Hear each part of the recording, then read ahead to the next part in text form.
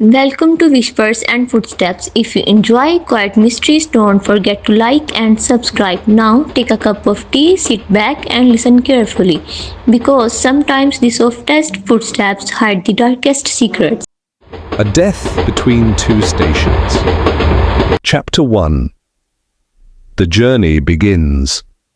The night express stood beneath a long stretch of dim platform light, its polished carriages gleaming softly in the late evening air. There was something about such trains, something old, composed and faintly secretive, that always appealed to Hercule Poirot. He paused for a moment before boarding, his gloved hand resting lightly upon his suitcase, his keen eyes observing everything. Passengers were already settling in. A wealthy couple speaking in hushed tones, a businessman arguing quietly with a porter, a woman standing alone near the far end of the platform, her expression unreadable. Poirot noticed them all, because one never knew, he often remarked, when a journey might become instructive. He stepped aboard. Inside, the train exuded comfort, plush seating, soft lighting, and the gentle hum of preparation before departure. It was a world contained, isolated from the outside, and governed by its own quiet rhythm. Captain Hastings followed shortly behind, slightly out of breath as usual. "My dear Poirot," he said, adjusting his coat, "one would think we were boarding a moving hotel rather than a train." Poirot gave a faint smile. "But of course, Hastings, and like all hotels, it contains strangers who believe they will never meet again." The whistle sounded. With a soft, deliberate movement, the night express began to roll forward into the darkness. Their compartment was neat and well arranged. Poirot placed his belongings with precise care, adjusting even the smallest detail before settling into his seat. Outside, the platform lights slid away, replaced by the vast, silent countryside. Hastings leaned back comfortably. "A peaceful journey at last," he said. Poirot did not answer immediately. Instead, his gaze shifted slightly to the corridor beyond the compartment. Someone was watching. It was a man in his late 50s, well-dressed, his manner refined but strained. He stood for a moment as though uncertain, then approached with quiet hesitation. "Forgive me," he said. "You are Monsieur Poirot, are you not?" Poirot inclined his head politely. "I am at your service." The man gave a small nod. "Reginald Ashcroft." The name carried weight. Hastings recognized it instantly. An influential figure, known in financial circles, but there was something not quite right. Ashcroft's composure was too careful. His eyes moved often toward the corridor, toward the doors, toward the other passengers, like a man who expected something, or someone. "May I sit?" Ashcroft asked. "May we?" Poirot replied gently. Ashcroft sat opposite them, though he did not relax. His gloved hands rested on his knees, fingers slightly tense. For a moment, he said nothing. Then quietly, "One does not usually seek out a detective on a train, Monsieur Poirot, unless one feels it necessary." Hastings straightened. Poirot's expression remained calm. "And what is it you feel, Monsieur Ashcroft?" The man hesitated, then leaned forward slightly. "I have made decisions recently. Decisions that will not be welcomed." Poirot watched him carefully. "Ah." Ashcroft gave a faint, humorless smile. "There are those who might consider themselves wronged." "Many people feel wronged," Poirot said mildly. "It does not always lead to action." "No," Ashcroft agreed. "But sometimes it does." Silence settled between them. And outside, the train gathered speed, the rhythmic sound of wheels against track echoing softly. Ashcroft lowered his voice. "By morning, everything will change." Hastings frowned. "That sounds rather ominous, sir." Ashcroft did not reply immediately. Instead, he glanced once more toward the corridor. Poirot followed his gaze.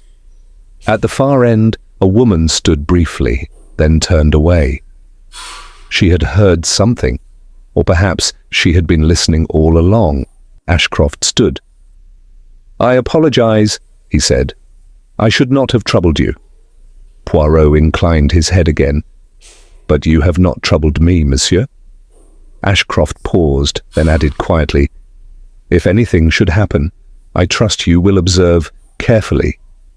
Poirot's eyes sharpened slightly. "I always do." Ashcroft gave a small nod and left. Hastings exhaled. "Well, that was rather unusual." Poirot remained thoughtful. "Yes, Hastings, very unusual. You think he's in danger?" Poirot did not answer at once. Instead, he rose slowly and stepped into the corridor. The train had settled into its rhythm now. Passengers moved quietly between compartments. A businessman stood near the window, checking his watch repeatedly. A doctor, judging by his case, spoke confidently to a steward. Further down, the same woman Poirot had noticed earlier sat calmly, her hands folded, her expression composed. Too composed. Poirot's gaze lingered on her for just a moment. Then he returned to his compartment. "What do you make of it?" Hastings asked. Poirot sat down carefully. "I make, my friend, that Monsieur Ashcroft is not a man given to imagination. And yet he clearly fears something." "Just so." Poirot folded his hands. "And fear, Hastings, is rarely without cause." Time passed. Dinner was served. Conversations rose and fell. The night express continued its journey through the darkness. But the atmosphere had shifted, subtly, almost imperceptibly. There was tension now, unspoken. Shortly before midnight, the train began to slow. Hastings glanced up. "Are we stopping?" Poirot nodded slightly. "Yes, a minor station, I think." The train came to a gentle halt. Outside, nothing but a dim platform, barely lit, surrounded by silence. No crowd, no activity, just a pause in the journey. Poirot looked toward the corridor again. Something about the stillness felt deliberate. Then, just as quietly as it had stopped, the train began to move once more. Hastings stretched. "Well, I shall turn in, Poirot. An early morning awaits us." Poirot gave a faint smile. "Sleep well, my friend." But Poirot did not sleep immediately. He sat for a while, listening, to the rhythm of the train, to the faint movements beyond the door, to the silence between sounds somewhere down the corridor. A door closed softly. Poirot's eyes opened. He glanced at the clock, just past midnight. Then, nothing. Only the steady motion of the night express, carrying its passengers forward, toward morning, toward something that, as one man had said, would change everything. Chapter 2. The Locked Compartment. Morning came quietly to the night express. A pale, diffused light slipped through the curtains of the compartments, carrying with it that peculiar stillness which belongs only to early travel. The train moved steadily onward, its rhythm unchanged, but something within it had shifted. It began with a knock, a firm, professional knock upon a compartment door.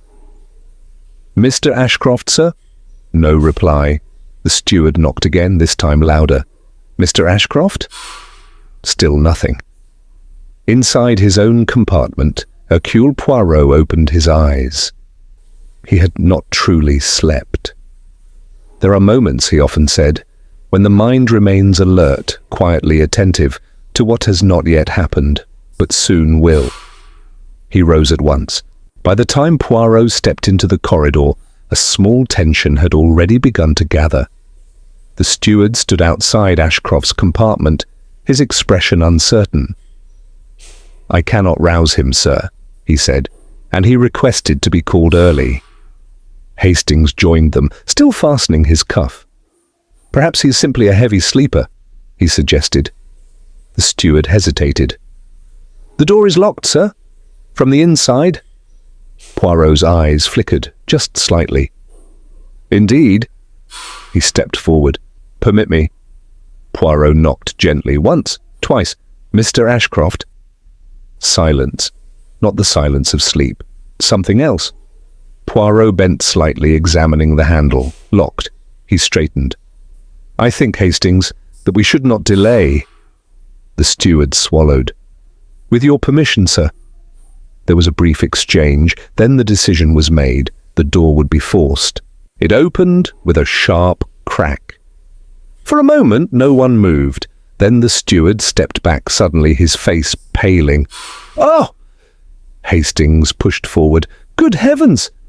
Mr. Reginald Ashcroft sat slumped in his chair. His body leaned slightly forward, one arm resting near the table, his head inclined as though he had simply paused mid-thought. But there was no movement, no breath, no life. The compartment was perfectly still. Too still. Poirot did not speak. He entered slowly. His gaze moved, not hurriedly, not dramatically, but with that quiet precision that saw everything. The air felt undisturbed. There were no signs of struggle, no overturned furniture, no broken objects, nothing to suggest violence. And yet, death had been here. Hastings lowered his voice. "Poirot, is he—" Poirot inclined his head. Yes. The word was soft, certain. The steward stood frozen at the doorway. I swear, sir, no one entered," he stammered. "I have been on duty. There was no disturbance." Poirot raised a hand gently. "Calm yourself. We shall consider only what is true." He stepped closer to the table. There, precisely placed, stood a glass, half filled. The liquid inside caught the morning light faintly, untouched, or nearly so. Poirot bent slightly, not to examine the body, but the glass. His eyes narrowed, just a fraction. There was something there, something most would not notice, but Poirot did. A faint, almost invisible smudge along the rim, not quite a stain, not quite a mark. Something subtle. He straightened. "Curious," he murmured. Hastings frowned. "What is it?" Poirot did not answer immediately. Instead, he turned his attention to the rest of the compartment. The window, closed, firmly latched, no sign of tampering. The curtains undisturbed. The door, now broken, but clearly secured from within before. Hastings spoke again, puzzled. "But this is impossible, Poirot." "Yes," Poirot replied quietly. "It is designed to be so." The train continued its steady motion, indifferent to what had occurred within one of its compartments. But now word had begun to spread. Passengers appeared in the corridor, hesitant, curious. A businessman hovered at a distance, watching too closely. A doctor stepped forward, already prepared to assert authority. "I am a medical man," he said briskly. "Allow me." Poirot stepped aside politely. "By all means, doctor." Dr. Briggs examined the body briefly. Too briefly, Poirot noticed. The doctor said. "Heart failure, most likely. These things happen." "So quickly?" Poirot asked. Dr. Briggs gave a slight shrug. "It is not unheard of." Poirot said nothing, but he watched closely. Behind them, a woman stood near the corridor window, Miss Margaret Vale. She had not moved since her arrival. Her posture was composed, and her expression calm, too calm, where others showed shock, confusion, unease. She showed nothing. No surprise, no reaction, only stillness. Poirot turned his head slightly, observing her. Their eyes met. For a brief moment. Then she looked away. "Ladies and gentlemen," Poirot said gently, addressing those gathered, "I would ask that you return to your compartments." There was hesitation. "But this is a matter—" began the businessman. "Yes," Poirot replied softly. "It is a matter, and for that very reason it requires order." Something in his tone settled them. One by one, they withdrew. The corridor emptied. Silence returned. Hastings exhaled slowly. "Well, Poirot, what do you think?" Poirot looked once more at the glass, then at the body, then at the door. "My friend," he said quietly, "we are presented with a very elegant problem." "Elegant?" Hastings repeated. "Yes." Poirot folded his hands. "A man who feared something, a warning given, a death that appears natural, and a room that insists no one entered." He paused, then added, "And yet, something has been arranged." Hastings looked puzzled. "You mean murder?" Poirot's eyes moved again to the glass. "To say so now would be premature," he replied. "But I will say this." He stepped closer to Hastings, lowered his voice. "This is not a room that speaks of death." A pause, then, "It is a room that has been made to remain silent." Chapter 3. Faces Behind Politeness. The night express continued its steady course, cutting through the pale morning countryside with quiet indifference. Outside, the world seemed calm, almost gentle. But inside the train, something had shifted. The passengers now carried a new awareness. They were no longer simply travelers. They were witnesses. And, perhaps, one among them was something more. Hercule Poirot stood in the narrow corridor, his hands lightly clasped behind his back, his expression composed. Yet his eyes moved carefully from one face to another. He was not looking for evidence. He was looking for truth, hidden in behavior. "Shall we begin, Poirot?" Hastings asked quietly. Poirot inclined his head. "Yes, my friend, we shall begin, not with facts, but with people." The first to be questioned was Mr. Carter. He stood near the window, adjusting his cufflinks repeatedly, though they required no adjustment. His gaze flickered often toward the compartment where Ashcroft had died. "Mr. Carter," Poirot said gently, "you were awake late last night, were you not?" The man stiffened. No, I retired early." Poirot watched him without blinking. "Ah, that is curious." Carter swallowed. "Curious? Why?" "Because," Poirot replied softly, "you were seen in the corridor after midnight." There was a pause, a long one. Then Carter forced a weak smile. "Well, perhaps I stepped out briefly. One forgets such things." "Indeed," Poirot said, "one forgets many things." Hastings frowned slightly as Carter was dismissed. "He is clearly hiding something," he whispered. "Yes," Poirot agreed. But what he hides may not be what we seek." Dr. Briggs stood with quiet confidence, his posture straight, his manner assured. "You examined Mr. Ashcroft?" Poirot began. "Yes," the doctor replied. "A straightforward case, I should think. Heart failure." "Without hesitation," Poirot observed. The doctor gave a small shrug. "One develops instinct." Poirot tilted his head slightly. "Instinct or certainty?" Dr. Briggs met his gaze. "Experience, Monsieur Poirot." Poirot smiled faintly. "Of course." As the doctor stepped away, Hastings leaned closer. "You don't believe him?" Poirot's eyes followed the man's retreating figure. "I believe, Hastings, that he wishes us to believe him." Next came Mrs. Alton, a refined woman of elegant bearing. "You did not know Mr. Ashcroft?" Poirot asked. "No," she replied at once, "too quickly." Poirot nodded thoughtfully. "And yet?" "When his name was spoken this morning, you seemed affected."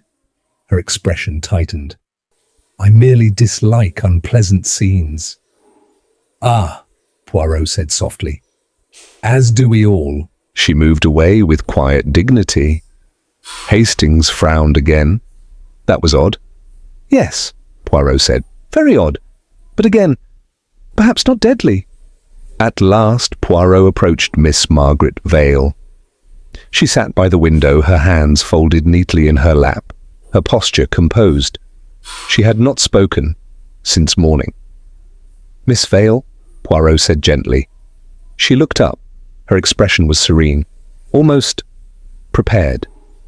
"You have heard what has occurred," Poirot continued. "Yes." No hesitation, no emotion. "You are not surprised?" he asked. She held his gaze steadily. "Should I be?" Poirot paused. A man has died suddenly under unusual circumstances. Miss Vale inclined her head slightly.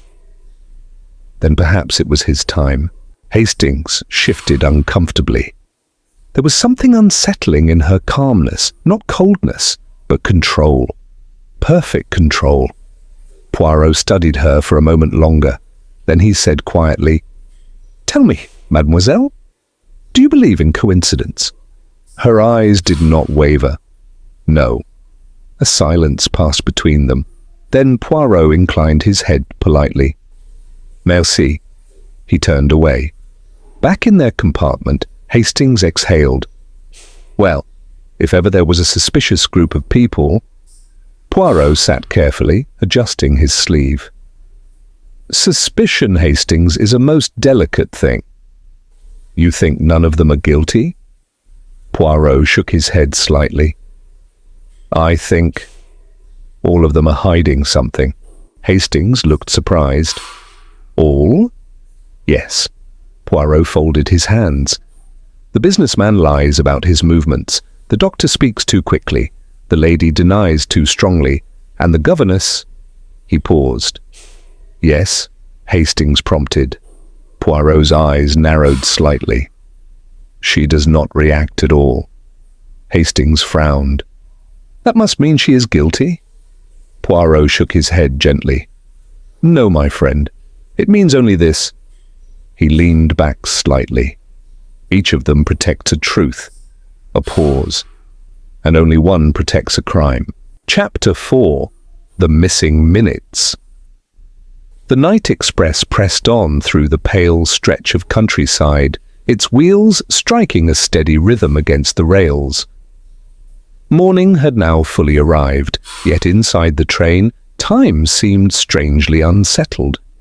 For Hercule Poirot, the matter had shifted from people to minutes, because in every crime there comes a moment where truth is not hidden in objects or words, but in time itself. Poirot stood once again in Mr. Ashcroft's compartment. The body had been respectfully covered, the immediate shock of discovery now replaced by a colder, quieter tension. The room appeared unchanged, too unchanged. Hastings stood near the door, arms folded. "I still cannot understand it, Poirot," he said. "No one enters, no one leaves. And yet..." Poirot finished softly. Something most certainly occurred. He moved slowly across the compartment, not searching, reconstructing. "Let us consider the facts," Poirot said calmly. "Mr. Ashcroft was last seen alive at approximately 1:15 p.m. "Yes," Hastings nodded. "We spoke with him ourselves." "Precisely." Poirot turned slightly. "Then shortly before midnight, the train came to a halt. A small station," Hastings added. "Barely lit." Poirot inclined his head. "Just so." He walked to the window, examined the latch once more. Untouched. "And after this stop," Poirot continued, "we have...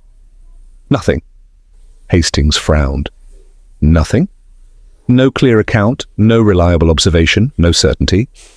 Poirot turned. "That, Hastings, is what interests me most."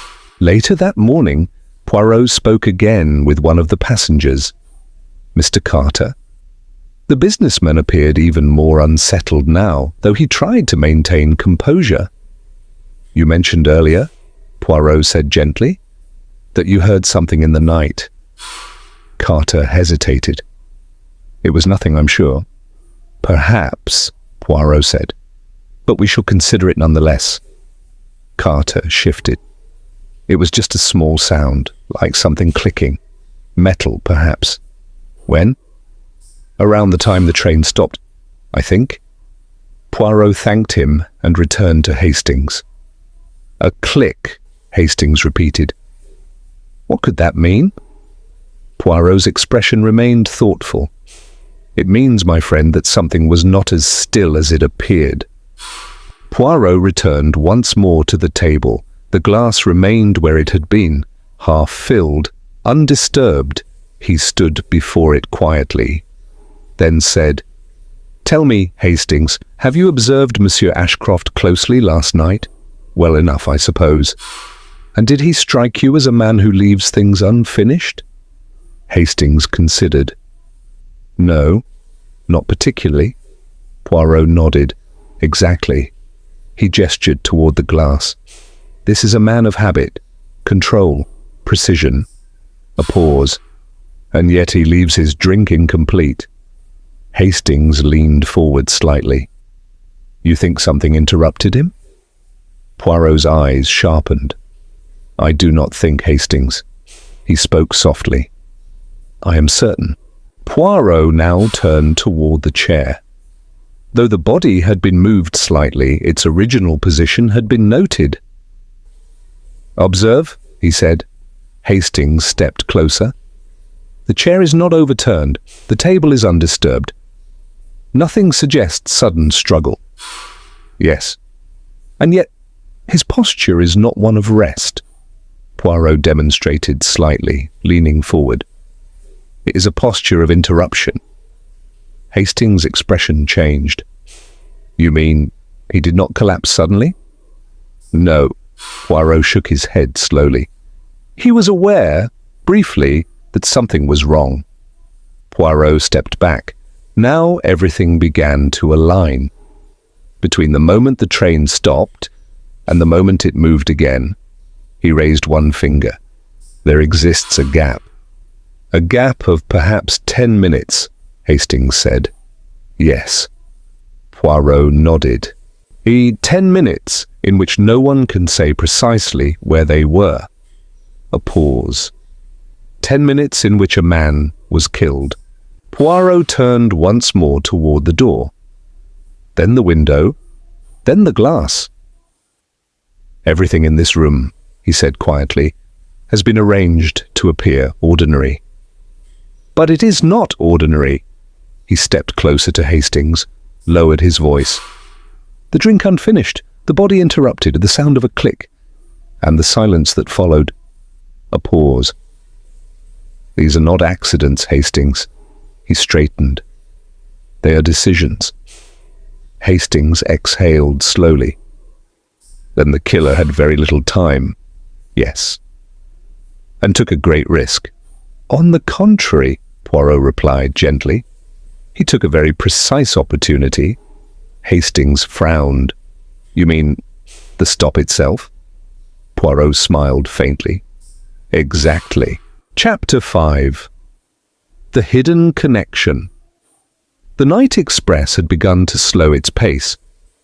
Not yet at its destination, but nearing it. The subtle shift could be felt in the carriage, the faint change in rhythm, the quiet gathering of belongings, the unspoken awareness that journeys were ending.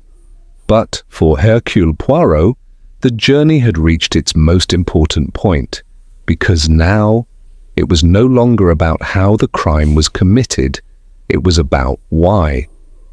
Poirot sat alone in his compartment for some time. Hastings had stepped out, leaving him in silence. And Poirot valued silence. It was in silence that patterns emerged, not loudly, not dramatically, but with quiet certainty. He laid out the facts in his mind. A man, uneasy, expecting danger, a warning given before midnight, a death precise and controlled, a room arranged to conceal the truth, and most importantly, a group of people, each carrying something hidden. But among them, one secret was older than the journey itself. Poirot rose at last and stepped into the corridor. He moved with quiet purpose, not searching but confirming. His destination was clear.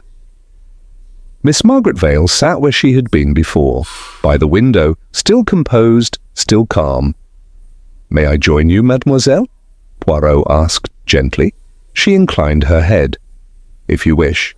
Poirot sat opposite her. For a moment, neither spoke. The train moved steadily beneath them. Then Poirot said quietly, "You are not, I think, a governess." There was no visible reaction, only the faintest shift in her eyes. "No?" she said. "No." Poirot folded his hands. "You are something else entirely." Silence. "Then, what do you believe I am, Monsieur Poirot?" Poirot met her gaze. "I believe you are a woman who has waited a very long time." Something changed, not in her posture, not in her expression, but in the air between them. "You are connected to Mr. Ashcroft?" Poirot continued softly. "Not recently, but in the past." Miss Vale's hands tightened slightly, just slightly. Enough. "There was a case," Poirot went on, "a financial accusation. A man blamed for a loss he did not commit. She said nothing, but her silence was no longer empty. That man," Poirot said, "was your father." A long pause. The train seemed to quiet itself. "At the time," Poirot continued, "Mr. Ashcroft held influence, power." He tilted his head slightly. "And knowledge?" Miss Vale's voice, when it came, was steady. "He knew the truth." "Yes," Poirot said. "He knew your father was innocent." Another pause. "And yet—" He remained silent. Her gaze shifted briefly to the window. The countryside moved past without meaning. "My father lost everything," she said quietly. "His reputation, his work, his life." Poirot did not interrupt. "He died," she continued, "not from illness, but from disgrace." The words were calm, but beneath them something far older. "And Mr. Ashcroft?" Poirot asked gently. Miss Vale turned back to him. "He continued," she said, as though nothing had happened. Poirot inclined his head slightly. "Yes." He spoke after a moment. "Revenge, mademoiselle, is often misunderstood." She watched him carefully. "It is not always loud," Poirot said, "not always immediate." A pause. "Sometime it waits." The faintest change touched her expression, not quite a smile, not quite agreement. "Years pass," Poirot continued, "and then one day the opportunity arrives." Miss Vale said quietly, "And what would you have done, Monsieur Poirot?" Poirot considered this, then answered simply, "I would have sought justice." She held his gaze. "And if justice never came?"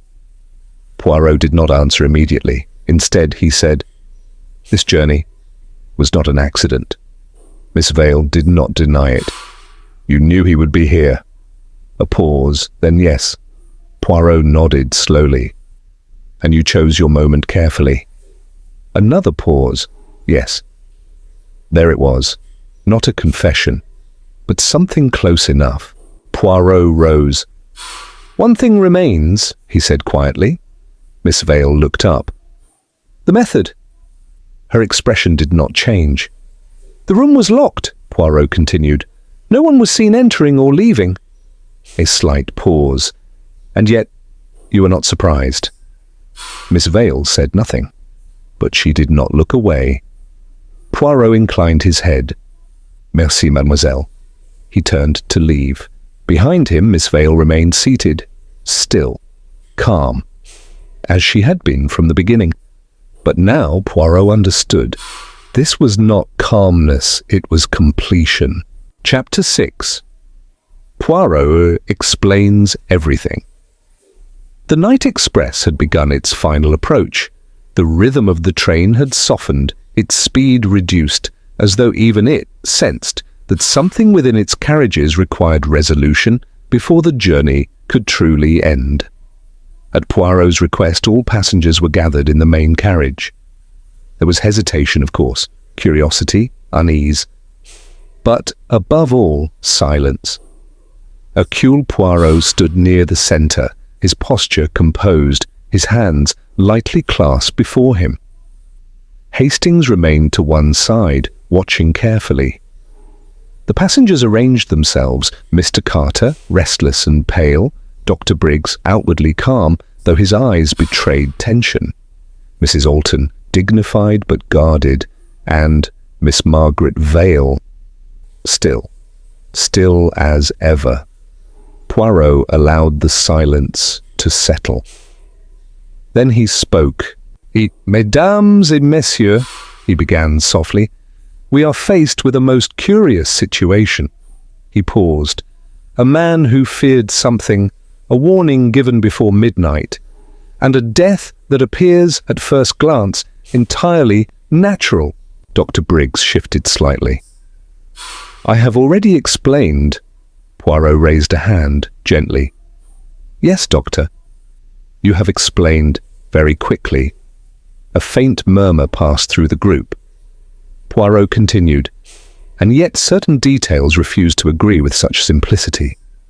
He turned slightly, his gaze moving across them all. "Mr. Ashcroft did not die of natural causes," Poirot said quietly. "He was killed." Silence deepened. No one spoke. Mrs. Alton drew in a breath. "Are you certain?" Poirot inclined his head. "I am." Poirot stepped toward the small table brought from Ashcroft's compartment. Upon it stood the glass, unchanged. "You have all observed this," Poirot said. "A simple glass, half filled." He looked at each of them in turn. "And many of you assumed, quite naturally, that if poison were involved it must be within the drink." A pause. But it was not. Dr. Briggs frowned. "Then where?" Poirot spoke gently. "On the glass itself." A stir moved through the group. "A very fine layer," Poirot continued, "applied along the rim, so subtle that it escaped immediate notice." Hastings leaned forward. "You mean when he drank?" "Precisely," Poirot said. He lifted a finger slightly. "It was not an instant death. It was something more refined." A pause. A fast-acting paralysis. He placed the glass down again. Mr. Ashcroft drank, set the glass down, and within moments lost control. Poirot's gaze softened. He understood perhaps that something was wrong. A brief silence. But he could not act. Poirot straightened. This occurred during the brief talk-off at midnight. He turned toward Mr. Carter. "You heard a sound, monsieur? A small metallic click." Carter nodded slowly, his face pale. "Yes." "That was no accident," Poirot said. "It was part of the arrangement." Now Poirot's voice grew slightly firmer. "The greatest illusion of all is the locked room." He gestured toward the group. "You believed no one could enter, and no one could leave." A pause. "But that belief was created," Mrs. Alton whispered. "Then the door was locked after the killer had gone," Poirot said calmly. A murmur spread again. "How?" Hastings asked. Poirot smiled faintly. "With something very simple." He raised his hand slightly. "A thread." Poirot now turned fully toward Mr. Carter. "Monsieur, you walked through the corridor after midnight." Carter swallowed. "Yes." "You saw something on the floor." Carter's eyes widened. "A thread. I thought it was rubbish." "And you pulled it," Poirot said gently. Carter staggered back slightly. I did not think—" "No," Poirot said softly. "You did not." A pause. "But in doing so, you completed the act." The silence now was absolute. "The thread was attached to the locking mechanism," Poirot explained. "When pulled, it secured the door from within." Hastings exhaled. "Good heavens!" Poirot turned. Slowly, his gaze rested on Miss Margaret Vale. "Mademoiselle," he said gently, "you prepared everything with great care." She did not move. You chose your moment, you chose your method, and you chose your silence. A long pause. Then Miss Vale spoke. He knew, she said quietly. Poirot inclined his head.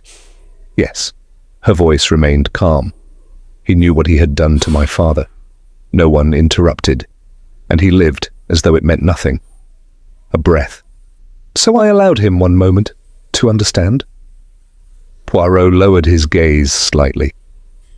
Murder, he said softly, is not always born of anger. A pause. Sometimes it is born of patience. He looked at her once more. A long patience that waits for the moment when truth can no longer defend itself. Poirot turned to the others. Mr. Ashcroft recognized her. He said quietly, a murmur. That is why he was afraid. Hastings whispered, and why he said everything would change. Poirot nodded. Yes. He knew, but too late. The train slowed. The station approached. Outside, the world continued as it always had. But inside the night express, truth had spoken. And silence, at last, had been broken. Don't forget to subscribe and like. Thank you for watching.